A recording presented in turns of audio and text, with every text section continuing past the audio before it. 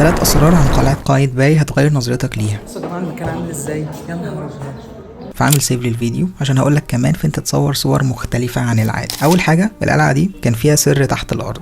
القلاع دايما بتكون محصنة، بس قايتباي كانت مجهزة للهروب برضه. كان فيها ممرات سرية تحت الارض بتوصل للبحر، كان بيستخدمها الجنود وقت الحصار. جزء منها موجود دلوقتي مش مفتوحة للزوار، بس المرة الجاية لما تروح ركز في بعض الزوايا هتلاقي فتحات صغيرة بتلمح لمكان. تاني حاجة، القلعة دي بوابة للزمن لانها معمولة من عجائب الدنيا السبعة القديمة. عارف انك لما تمشي جوه القلعة انت مش بس في مكان تاريخي، انت واقف تقريبا فوق انقاض احد عجائب الدنيا السبعة، فنار اسكندريه، واللي كان من اعظم الابراج في العالم. بس بعد ما الزلازل دمرته، السلطان قايتباي استغل الاحجار اللي فضلت منه وبنى القلعه عليها. يعني انت حرفيا واقف على تاريخ عمره اكتر من 1000 سنه. ثالث حاجه، في اماكن مستخبيه جوه القلعه هتاخد فيها صور مختلفه تماما. معظم الناس بتتصور قدام القلعه، بس جرب تمشي جوه الممرات الحجريه الضيقه او تبص من الفتحات الصغيره اللي بتدخل النور بطريقه سينمائيه. وكمان لو طلعت فوق البرج الرئيسي، الفيو هناك خرافي. دي اللقطات اللي هتطلع منها باحلى صور. دلوقتي بقى لما حد يقول لك زرت القلعه، مش بس هتقول هتقول انا شفتها بعيون مختلفة. استنوني في الفيديو اللي جاي وهنكشف اسرار اكتر عن اماكن تاريخية مستخبية في مصر.